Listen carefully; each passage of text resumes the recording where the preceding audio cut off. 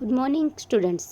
આજે આપણે આપણો ગુજરાતીનો દ્વિતીય લેસન શરણાઈના સૂરનો ક્રમશ રહેલો પાઠ ફરીથી શરૂ કરીએ છીએ. આમ પણ જ્યારે કોઈના લગ્ન હોય તો ખાસ કરીને જે કન્યા પક્ષના હોય તેને વરને જોવાની આતુરતા હોય અને વર પક્ષના હોય તેને કન્યાને જોવાની આતુરતા હોય. તો આ રીતે વરરાજાને જોવા માટે સૌ એકઠા થઈ ગયા હતા. લાજના લાંબા ઘૂમટામાંથી જોઈ શકાય એટલું ઝીણી નજરે જોઈને તેઓ કહેતા હતા. કેમ કે તે સમય કેવો હતો કે ખાસ કરીને ગામડામાં તો આજની તારીખમાં પણ તમે જોજો કે મર્યાદાને સૌથી મહત્વ આપવામાં આવે છે. એટલે સ્ત્રી હોય છે તે કોઈ પણ સ્ત્રી ગામડાની અંદર તમે દેખજો પોતાનો ચહેરો ઢાંકીને રાખશે. એટલે લાંબા લાંબા તે વખતે ઘૂમટ પહેરતા એમ. તો એ સમય દરમિયાન બધા સમૂહમાં જ્યારે ઊભા હોય તો પોતાનો ચહેરો એકદમ ન ખોલે. એટલે પોતાના ઘૂમટમાંથી થોડું થોડું એ લોકો જે રીતે દેખાય એ રીતે જોવાનો પ્રયાસ કરતા, પણ વરરાજાને જોવાની પોતાની આતુરતાને રોકી શકતા ન હતા એમ. તો આ રીતે સ્ત્રીઓ પોતાના ઘૂમટામાંથી જેટલું ઝીણી નજરે જોવાતું તે એટલી કોશિશ કરીને વરરાજાને જોવાની પોતાની આતુરતાને સંતોષતા હતા. આ રીતે એ લોકોએ જતી જાનને જોવા એકઠા થયા. આ બાજુ ભૂધર મેરાઈનો જમાઈ છે એ રીતે સૌ ચર્ચાનો વિષય બની ગયો હતો કે ભાઈ આ તો કોણ છે? તો કે છે ભૂધર મેરાઈનો જમાઈ. ભૂધર મેરાઈ એટલે કે કન્યાના પિતા. અને કન્યાને વિદાય થઈ એટલે કે ભાઈ આ કોને ઘરે જાન આવી હતી? તો કે ભૂધરભાઈને ત્યાં. અને આ ભૂધરભાઈનો જમાઈ છે એ રીતે બધા એનો વખાણતા હતા એમ. ગૌરીનો વર પછી કોઈ ન સમજે તો કે ભાઈ આપણે ત્યાં આપણા ગામની ગૌરી છોકરી છે તેનો વર છે એમ. હાથમાં તલવાર લઈને કેવો બેઠો છે, એટલે કે એનું વર્ણન કરે કે કેવો મજાનો કેવો સુંદર તૈયાર થઈને બેઠો છે એમ. નાકા ઉપર નિયમ મુજબ મેલો ઢોલ દાદ લેવા માટે આડો ફરીને ઊભો હતો. એટલે તે વખતે કેવું કે નાના મોટા રીતિ રિવાજો લગ્ન પ્રસંગમાં થાય. થોડે અંતરે જાય એટલે શું કરે કે જે ઢોલી હોય કે એવું હોય તો એ લોકો પોતે જે વગાડે એનું મહેનતાણું માંગે. અને એના માટે આડો ફરીને ઊભો રહે કે ભાઈ આટલું ચાલ્યા એટલે આટલી જગ્યાથી આટલી જગ્યા એટલે મારે આટલું જોઈએ, તો એને એ પ્રમાણે આપતા એમ. એક જાતનું કેવું કે લોકો પોતાને પોતાનું સંગીત પણ આજુબાજુ પીરસે અને સાથે સાથે એનું મહેનતાણું પણ લે. તો રમજુએ પણ શ્વાસ ઘૂંટીને શરણાઈ દબાવી. એટલે કે રમજુ પણ એ ખોવાઈ ગયો એ લગ્ન પ્રસંગમાં. એને પણ એવું લાગ્યું કે આ પોતે કન્યા વિદાયની અંદર એટલે પોતાનો જે પણ આત્મા રેડી દીધો અને એ શ્વાસ ઘૂંટીને શરણાઈ દબાવીને પોતાના સૂર છોડવા માંડ્યો. અને સાથે સાથે કન્યા પક્ષની સ્ત્રીઓએ ગીત ઉપાડ્યું. આ દસ પીપળો, આ દસ દાદાના ખેતર. વર પક્ષની જાનડીએ સામું ગીત માંડ્યો. લગ્ન હોય ને એટલે શું થાય કે કન્યાઓ સ્ત્રી પક્ષ હોય તે ગીતો ગાય. માની લો જે કન્યા પક્ષની જે સ્ત્રીઓ હોય એ બધી ગીતો ગાય.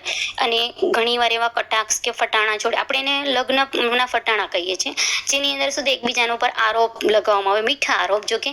અને એના પ્રત્યુત્તરમાં સામેથી પણ એ લોકો એવો જવાબ આપે.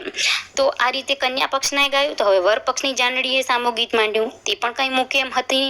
અને આ એક જાતની કેવી છે નાની સરખી પણ બધાને મજા આવે કે એક જાતની ટીખળ અને એકબીજાને આમ કે ને કે છંછેડ્યા કરે અને સાથે સાથે એનો જવાબ વાળે એમ. તો તેમણે કીધું કે ભાઈ ખોલો ગૌરીબાઈ ઘૂંઘટો, જુઓ સાસરિયાના રૂપ, એક રાણો ને બીજો રાજ્યો, ત્રીજો દલીનો દિવાન. અને આ રીતે એ લોકો એકબીજાને ફટાણા ગાઈ, એકબીજાને કટાક્ષ કહી અને હસતા રમતા ખેલતા આ રીતે કન્યાને વિદાય અપાવે છે. ગીતોના સૂર વધારે વેધક હતા કે શરણાઈના એ નક્કી કરવું શ્રોતાઓ માટે મુશ્કેલ બની રહ્યું. ગીતો પણ એટલા સરસ હતા. અમુક એની પંક્તિઓ એવી હતી કે સાંભળનારને હૃદય આમ કે ને કે રોકાય જાય. કેમ કે વિદાય હતી ને. વિદાય હોય એટલે એની અંદર કેવું હોય કે સાથે સાથે નવા જીવનની અંદર એ પગરણ માંડે છે. એની ખુશી તો હોય પણ સાથે સાથે પોતાની એક પોતાનો ગામની છોકરી છે કે જે પોતે દીકરી ગણાય છે અને એને વળાવવાની છે. એટલે હંમેશા માટે એ સાસરિયાની થઈ જશે અને હવે પછી એનો અધિકાર પિયર ઉપર નહીં રહે. તો એ માટે થઈને પણ એક લાગણી સાથે જોડાયેલું હોય છે. અને એને કારણે કેવું થાય છે મિશ્રિત થોડું શુભ અને થોડુંક પોતે એને ગુમાયાનો અફસોસ બી થાય છે. અને આ રીતે એ સૂર કેવો લાગે છે થોડોક આમ લાગણી સભર લાગે છે. એટલે કે છે કે ગીતોના સૂર તો વેદક હતા કે જે હૃદયમાં સીધા ઉતરી જાય. એના શબ્દો એવા હતા કે ખરેખર આપણા હૃદયને સ્પર્શ કરી જાય. અને એની સાથે સાથે શરણાઈનો જે સ્વર હતો એ પણ એકદમ કરુણાન પકડતો હતો. એટલે કે કરુણતાને પકડતો જતો હતો એમ. તો એ નક્કી કરવું શ્રોતાઓ માટે મુશ્કેલ બની રહ્યું હતું કે વધારે કરુણ શું છે એમ. મીરે શરણાઈની એવી તો રમઝટ જમાવી હતી કે વરના બાપ પણ એના રસાસ્વાદમાં દાદ આપવાનું વિસરી ગયા હતા. હવે જે વરપક્ષના જે હતા એ લોકો માટે તો આ પ્રથમ હતો રમઝુ કે જેનો સ્વર એ લોકો સાંભળતા હતા, પણ એ લોકોને પણ લાગ્યું કે ના, જે આપણે અત્યાર સુધી બીજે ક્યાંય લોકોએ શરણાઈઓ સાંભળી હતી પણ એ શરણાઈના સૂરમાં અને રમઝુ મીર જે શરણાઈના સૂર છોડે છે તેની તો વાત જ કંઈક અલગ હતી એમ. એટલે એ રસાસ્વાદમાં પોતે દાદ આપવાનું, દાદ એટલે કે પૈસા. તમે ત્યાં વખતે કેવું, જે ઢોલી હોય કે શરણાઈ વાદક હોય એને તમે અમુક અંતરે તમારે થોડા પૈસા આપો એટલે એને વધારે સુરાતન ચડે કે હું હજી સારું ગાઉં એમ. જેમ કે આપણે નથી હોતા કે કોઈ સારું કરે તો આપણે એને તાળી વગાડીને અથવા વાહ વાહ બોલીને આપણે એને શું કરીએ છીએ, વધારે પ્રોત્સાહિત કરીએ છીએ. તો એવી રીતે એ લોકો દાદ આપે એટલે એ લોકોને વધારે હોંશ ચડે કે હજી હું સારું ગાઉં અને હજી મને પૈસા મળશે એ રીતે.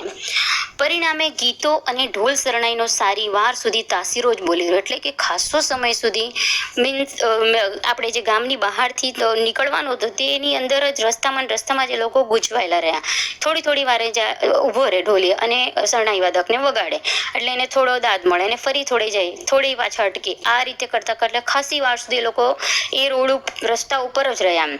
આખરે જ્યારે વરના બાપનો હાથ કોથળીમાં ગયો અને રમઝુના હાથમાં પાવલી પડી ત્યારે જ એને પીઠ ફેરવીને જાન આગળ ચલાવી. રમઝુની શરણાઈએ આખી બજારને જગાડી દીધી હતી. કામઢા વેપારીઓ હજાર કામ પડતા મેલીને ઉઘલતી જાનને અવલોકવા માટે દુકાને ઉંબરે આવીને ઊભા હતા. એટલે કે રમઝુની શરણાઈ એ આખી બજારને એનો કરુણ જે સ્વર હતા એ સાંભળીને જે કામઢા એટલે કે જે પોતે ઉદ્યમીને વેપારીઓ જે હતા કામમાં સતત મગ્ન રહેનાર, એ લોકો પોતાના બધા કામ પડતા મૂકી અને આ જાન જોવા માટે નીકળી ગયા. અને મેલી ઉઘલતી જાનને જોવા માટે લોકો પોતાની દુકાનોને ઉંબરે એટલે કે ખાસા ઊંચા ચડીને જોવા માટે લાગ્યા. આખું સરઘસ અત્યારે જાજવલ્યમાન રંગો વડે સોહાતું હતું. એટલું સુંદર દેખાતું હતું કે ભાઈ જ્યારે જતી જાનને વળાવે છે તે પ્રમાણે એનું જે સૌંદર્ય હતું એ ખરેખર અનુપમ હતું. લોકો સુંદર શણગારોથી સજ્જ હતા. પછી એની સાથે સાથે આ સંગીતના વાદ્યો, કોઈ નૃત્ય કરતા હતા, લોક નૃત્ય કરતા હતા, કોઈ ગીતોના સૂર છેડતા હતા, સાથે બીજા કંઈક ને કંઈક. એટલે આ રીતે જે આખું જે ચિત્ર અંકિત થતું હતું તે કેવું હતું કે વળાવતી જાનોને એ આખું ચિત્ર જ્વાજલ્યમાન લાગતું હતું. મોખરે રમઝુના માથા પર લાલ મદ્રાસી ફેંટાના લીરા ઉડતા હતા. સૌથી આગળ રમઝુ હતો જે શરણાઈ વગાડતો હતો. એના માથા પર લાલ મદ્રાસી ફેંટો જે માથે પહેરે છે એના લીરા ઉડતા હતા. મેઘા ઢોલી એટલે કે જે ઢોલ વગાડતો ઢોલી હતો એને લીલા રંગનું માથા બાંધણું બાંધેલું હતું. માથા ઉપર એને લીલા રંગનું બાંધણું એટલે કે કપડાનો ટુકડો અથવા તો ચૂંદડી જેવું કંઈક બાંધેલું હતું એમ. જાનૈયાઓને વેવાઈ વાળાઓ તરફથી કંકુના થાપા મારવામાં આવેલા. જે જાનૈયાઓ હતા એ લોકોને વેવાઈઓ તરફથી કંકુના થાપા મારવામાં આવેલા હતા. તેથી આખો સમૂહ લાલ ભડક લાગતો હતો. એટલે આ એક જાતની એક આમ કે ને, મેં તમને આગળ કીધું એમ કે એક રિવાજ હોય છે, ઘણા આ રીતે કરતા હોય. દરેકના પોતપોતાના સમાજના અલગ અલગ રિવાજો હોય. તો એ રીતે એ લોકોએ પોતે એક શુભ સુકન તરીકે લોકોને કંકુના થાપા આપેલા હતા. અને એને લીધે બધા કેવા એક સરખા કલરમાં લાગતા હતા, લાલ ભડક એમ.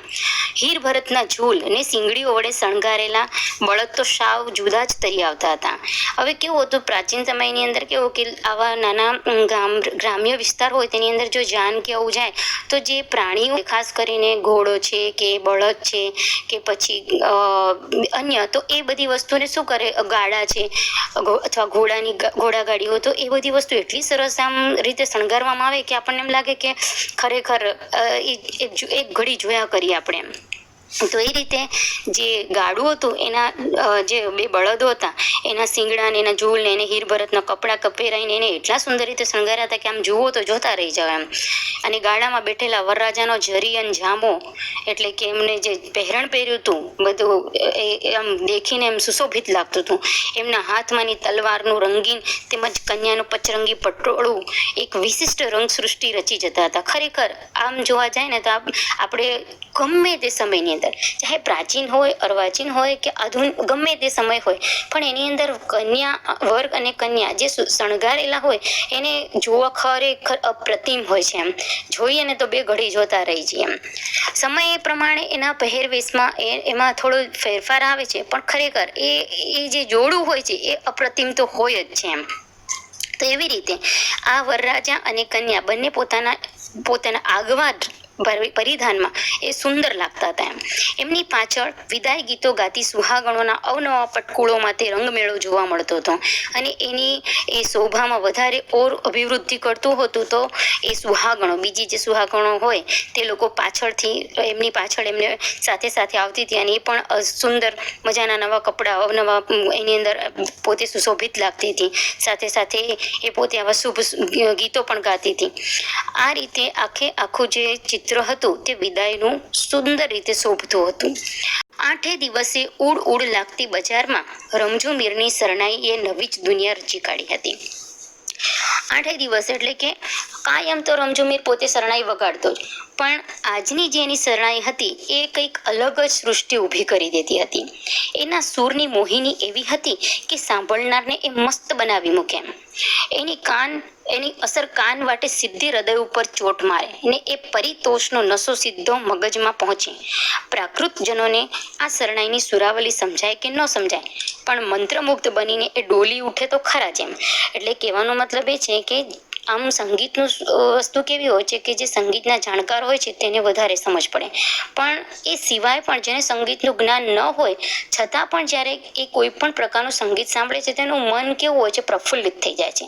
એ તો આપણે સૌ જાણીએ છીએ. સંગીત વસ્તુ જ એવી છે કે જ્યારે આપણે પરેશાન હોઈએ કે આપણને એમ થાય કે કશું ગમતું નથી ને આપણે મનગમતું સંગીત મૂકી દઈએ તો આપણે એકદમ ફ્રેશ, એટલે મીન્સ કે આપણે પોતાની જાતને એકદમ આમ હળવા ફૂલ અનુભવીએ છીએ એમ. તો એવી રીતે એમ કે છે કે આ એમ કે જે રમઝુ મીર હતો એ એમ કે એની સુરની મોહિની એવી હતી કે કોઈ બી વ્યક્તિ સાંભળે ને તો એ સાંભળતા મુગ્ધ બની જાય એમ. અને એની સીધી અસર હૃદય ઉપર થતી હતી. ભલે એમ કે કોઈને સીધો આમ ખબર પડે કે ન પડે કે ભાઈ એ શું કહેવા માંગે છે, પણ એમ કે એને માણસ એટલું સમજી શકે કે એની સંવેદનાને સ્પર્શ કરતો હતો એમ. અને એને કારણે હંમેશા સંગીતના જાણકાર હોય કે ના હોય પણ એ રમઝુ મીરની શરણાઈ માટે એ લોકો પોતે મંત્રમુગ્ધ થઈ જતા હતા. ભર બજારે ચોગાનમાં ઊભીને રમઝુએ અડાણો ઉપાડ્યો હતો. એ ઉન્માદભરી તરજનું બંધારણ ભાગ્યે જ કોઈ સમજતા. એટલે કે ભર બજારની ચોગાનો તેમાં રમઝુએ પોતાનો એક સૂર છેડ્યો હતો શરણાઈનો, અને ઉન્માદભરી તરજનું બંધારણ ભાગ્યે જ એ શા માટે કયો સૂર ગાતો તો શું કહેવા માંગે છે, એના હૃદયના ભાવ શું કે છે એ વસ્તુ કોક જ લોક ભાગ્ય સમજતો. બાકી બધાને તો એમ કે ભાઈ આ વિદાય છે ને એ ગાય છે બસ એટલું, પણ શું કહેવા માંગે છે એમાં એ ભાગ્યે જ કોઈ એનું સમજી શકતું એમ. છતાં એમાં રહેલો આનંદ અને ઉચ્છ્રંગ, તોફાન અને મસ્તી તો સૌ શ્રોતાઓ માણી રહ્યા હતા. સૌ પોતાની રીતે એમાં પોતાનું કે ને કે આમ શ્રોતા જે સાંભળતા એ પોતાની રીતે એની મસ્તીમાં એને મોજથી માણતા હતા એમ. એમની આંખ સામે તો વાતે વાતમાં છણકા કરતી, આંખમાંથી અગનતણખા વેરતી, ખોટે ખોટા રૂષણા લેતી, વળી પાછી પતિના પ્રેમોપચારે રીઝી જતી, અજબ નટખટ ને નખરાળી નવોઢા રમી રહી હતી. એટલે કે જે વર પક્ષના જે હતા તે લોકોને તો બસ એક જ ઉન્માદ હતો કે ભાઈ કન્યા લઈને આપણે જલ્દી આપણે પોતાના ગામ પહોંચીએ. અને નવી કન્યા હોય, લગ્ન કરીને આવી હોય એટલે એની સાથે રહેવા, એને જાણવા માટે સૌ કોઈ આતુર હોય. તો અહીંયા આપણા લેખક કે છે કે સૌ જે બીજા વર પક્ષના જે લોકો હતા એમની નજર સામે તો બસ એક જ હતું કે ભાઈ આપણી જે કન્યા છે તે કેવી છે, તો કે છે કે છણકા કરતી, આંખમાંથી અગનતણખા વેરતી, ખોટે ખોટા રૂષણા લેતી, વળી પાછી પતિના પ્રેમોપચારે રીઝી જતી, અજબ નટખટને નખરાળી નવોઢા. આ રીતનું ચિત્ર હર કોઈના મનમાં રમતું હતું. અભણ રમઝુ ડોસા પાસે શબ્દો ના હતા. હવે જે રમઝુ મીર હતો એ પોતે દુઃખી હતો, બરાબર, પણ એ પોતે એની પાસે શબ્દો નહોતા કેમ કે અભણ હતો. એક પોતે પોતાનું દુઃખ અથવા પોતાની લાગણી, પોતાની વ્યથા કથા એ શબ્દો દ્વારા નહોતો વર્ણવી શકતો એમ. કેવળ સૂર હતા તેની પાસે, એક જ વસ્તુ એને આવડતી હતી, સૂર. તો એ સૂર હતા અને એ સૂર વડે જ એ આવી સૃષ્ટિ ખડી કરી જતો હતો.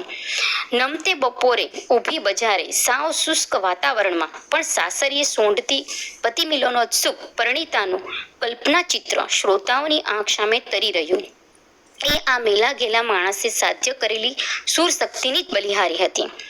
કેવું કે છે કે કેવળ સૂર હતા અને એ સૂર વડે જ એવી સૃષ્ટિ ખડી કરી દેતો હતો કે નમતી બપોરે ઊભી બજારે સાવ શુષ્ક વાતાવરણ હોય તો એ વાતાવરણમાં પણ સાસરી સોંઢતી પતિ મિલન ઉત્સુક એટલે પતિની મળવા માટેની ઉત્સુક એવી પરિણીતાનું કલ્પના ચિત્ર શ્રોતાઓની આંખો સામે તરી જતું હતું. એ આ મેલા ગેલા માણસે સાધ્ય કરેલી સુર શક્તિની બલિહારી હતી. હર ઘડીએ વધારે ને વધારે ઘૂંટાતા જતા અડાણાના સુરમાં શ્રોતાઓ કરતાંય વધારે તો રમઝુમીર પોતે રોમાંચ લાગતો હતો. આંખ મીચીને ગલોફા ફુલાવીને એ શરણાઈમાં શ્વાસ રેડતો જતો હતો અને એ નિર્જીવ વાદ્યને જીવંત બનાવતો જતો હતો. ગામ આખું લાંબા અનુભવને પરિણામે જાણતું થઈ ગયેલું કે રમઝુ એકવાર એની શરણાઈમાં ફૂંક મારે પછી એને સ્થળ કે સમયનું ભાન ન રહે. એટલે કે હર ઘડીએ વધારે ને વધારે ઘૂંટાતા જતા પોતાના અડાણાના જે સૂર હતા એમાં શ્રોતાઓ કરતા વધારે તો રમઝુ મીર પોતે ખોવાઈ જતો હતો અને આંખ મીચીને પોતાના ગળા દ્વારા ફૂંક મારીને શરણાઈમાં જાણે કે એ પોતાના સૂર માટે શ્વાસ રેડતો જતો હતો. એ નિર્જીવ એવું વાદ્ય તેને જીવંત બનાવતો હતો. એની લાગણી, એની સંવેદના એ સૂર દ્વારા બીજા સુધી પહોંચાડતો હતો. આખું ગામ આ અનુભવને પરિણામે જાણતું થઈ ગયું હતું કે રમઝુ એકવાર જો શરણાઈમાં ફૂંક મારે તો પછી એમ કે એને સ્થળ કે સમયનું ભાન રહેતું નથી. એટલે કે પોતે એટલો બધો ખોવાઈ જતો હતો એમ. માત્ર પરગામથી ગગો પરણવા આવેલા તળસી વેવાઈને આ વાતની જાણ નહોતી. આખું ગામ જાણતું હતું, પણ હવે જે બહારથી આવ્યા હતા, જે વરપક્ષના હતા, એ લોકોને ખ્યાલ ન હતો કે ભાઈ આ વ્યક્તિ કોણ છે, કેવી છે એમ. બાકી ગામના જે કન્યા પક્ષના ગામના જે લોકો હતા તે સૌને ખબર હતી એમ. તેથી તેઓ મીરને દાદના પૈસાનો લાલચું ગણીને પાવલું ફેંકી રહ્યા હતા. એટલે કે એ લોકો એમ સમજતા હતા કે આને પૈસાની લાલચ છે એટલા માટે આ વગાડે છે એમ. અને એના કારણે એ શું કરતા હતા કે આ તો લાલચું છે પૈસાને એમ કરીને એની તરફ એક પાવલું ફેંકતા જતા હતા કે જેથી કરીને આ પોતાનું વગાડવાનું બંધ કરે ને અમે જલ્દીથી આગળ જઈ શકીએ એમ. તળસી વેવાઈને સૂરજ આથમતા પહેલા પોતાને ગામ સણોસરે પહોંચી જવાની ઉતાવળ હતી. એને એમ હતું કે સાંજ પડી જ અંધારું થઈ જાય તે પહેલા અમે અમારા ગામ સણોસરે પહોંચી જઈએ એમ. તેથી શરણાઈવાળાને આદેશ આપી રહ્યા હતા કે ભાઈ જલ્દી કરો, હાલો મીર હાલો, ઝટ વહેતા થાવ. એટલે કે મીન્સ હવે તમે બધું બંધ કરો, અમારે જલ્દીથી જવું છે એમ. પણ અડાણાના સૂરમાં ગળાડૂબ સેલારા લેતા રમઝુને આવા આદેશ સાંભળવાની નવરાશ જ ક્યાં હતી. હવે જે આ રીતે સાંભળતા હતા બીજા, અને ખાસ કરીને જે સૂર છેડતો હતો રમઝુ મીર, એને તો કશું જ સાંભળવાની નવરાશે નથી કે પોતે કંઈ સાંભળી જ નહોતો શકતો. એટલો બધો એ પોતાના સૂરમાં ખોવાઈ ગયો હતો. મીર એની શરણાઈમાં સમય બગાડતો જતો હતો ને તળસી વેવાઈને મનમાં ચટપટી ચાલતી હતી. આ ગતિએ રૂપિયે ગજને હિસાબે આગળ હાલશું તો સણોસરે પૂગતા સાંજ પડી જશે ને અંધારે સામૈયા કરવામાં હોરાજીની કિશન લાઇટ મંગાવવી પડશે. સૌ પોતપોતાનું દેખે. એટલે મીર એની શરણાઈમાં સમય બગાડતો જતો હતો ને તળસી વેવાઈને ચટપટી લાગી કે ભાઈ આ અહીં મોડું કરશું તો અમે શું કરશું, કે આવી ધીરે ધીરે અમે જઈશું તો રૂપિયો ગજને હિસાબે આગળ હાલશું તો એમ કે એટલે એક પગલે એને પૈસા આપીશું તો કે સણોસરે પૂગતા તો એમ કે સાંજ પડી જશે અને અંધારે સામયું થાય ને એટલે કે એના માટે પાછી હોરાજીની કિશન લાઇટ મંગાવવી પડશે. કિશન લાઇટ એટલે તે સમયની અંદર અંધારું હોય એટલે ત્યારે વીજળીની થાંભલા ન હતા તો તે વખતે પછી એ લોકોએ જે કિશન લાઇટ આવે છે એ ફાનસ જેવું લાવીને એના માટે અજવાળું કરવું પડતું તો એને લીધે એ લોકોએ શું કરવું, પૈસા દેવા પડતા એમ. એટલે કે છે કે કિશન લાઇટ મંગાવવી પડશે. મોંઘી તાટ બત્તીના બિલ ભરવાને બદલે વેવાઈને લાગ્યું કે આ મુફલીસ એટલે કે આ ગરીબને એમ કે પાવલું વધારે દેવામાં વાંધો નથી એમ. અને એમણે એ આપીને આગળ વધવાનો પ્રયાસ કર્યો, પ્રેર્યો કરવાનો. શરણાઈના સૂરમાં ડાબેથી જમણે ડોલી રહેલા રમઝુને દાદ પેટે ફેંકાતા પૈસા ગણવાની જ ક્યાં નવરાશ હતી.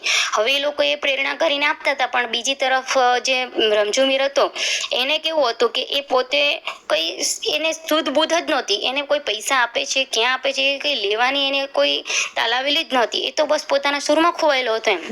એને નવરાશ જ ક્યાં હતી પૈસા ગણવાની કે કોણ કેટલા આપે છે. અમુક કોઈના ખિસ્સામાં નાખી દેતા તો કોઈ એની ઉપર ફેંકતા, પણ નીચે પડેલા લેવાની એને ક્યાંય ફુરસદ નહોતી એમ. મેઘા ડોલીએ ધૂળમાંથી સિક્કા વીણી લીધા અને રમઝુને કહ્યું કે હાલો મીર હવે હાવ કરો હાવ. એટલે જેનો ઢોલી હતો એનો જે બીજો સાથી એ કહે છે કે હવે ભાઈ બસ બંધ કરો. એ ધૂળમાંથી સિક્કા વીણીને એને આપ્યા કે લે ભાઈ હવે તને આ તારું મળી ગયું છે મહેનતાણું, હવે તું બસ કર ભાઈ એમ. પણ આવી સૂચના એ કાને ધરે એમ ક્યાં હતો. હવે એ તો કઈ સાંભળતો જ નહોતો. આખરે ભૂતર મેરાઈ પોતે જ આગળ આવ્યા અને રમઝુને રીતસરનો હળસેલો મારીને જ સંભળાવ્યું. હાલની આમ ડગલે ને પગલે દાંત લેવા ઉભો રહીશ તો કેદી પાદરે પોગાડીશ. એટલે આવીને એને થોડોક ઝંઝટે છે અને કહે છે કે ભાઈ હવે તું બંધ કર ને જલ્દી કર એમ. આવી રીતે ડગલે ને પગલે દાંત લેવા તું ઉભો રહીશ તો પછી અમે ક્યારે પાદરે પોગીશું એમ. મેરાઈના હડસેલા સાથે ઉગ્ર અવાજે ઉશ્કેરેલા વેણ કાને પડ્યા. એટલે સાથે સાથે થોડો એ ઉગ્ર થઈને બોલ્યો, ક્રોધમાં આવીને બોલ્યો. ત્યારે જ મીરને ભાન થયું કે હું અત્યારે ઊભી બજારે બાંધીને ઊભો છું ને મારે તો હજી જાનને ઝાંપા સુધી દોરી જવાની છે. હવે એને અહેસાસ થયો. ખાસો પેલે કન્યાના ઘરેથી નીકળીને અહીં આવ્યો ત્યાં સુધી એને ભાન નહોતું કે પોતે ક્યાં જઈ રહ્યો છે અને શું કરી રહ્યો છે. એ પોતાની જ દુનિયામાં ખોવાઈ ગયો હતો. પણ જ્યારે એને આવી રીતે કોઈકે ઝંઝેટ્યો થોડો ક્રોધ કર્યો ત્યારે એને ખ્યાલ આવ્યો કે નહીં, હું ક્યાં છું. હવે એને અહેસાસ થયો એમ. તો વિદ્યાર્થીઓ, અહીં આપણે આપણો વિરામ લઈએ અને બાકીનું જે લેસન છે હવે આપણે બીજા પીરિયડની અંદર પૂરું કરીશું.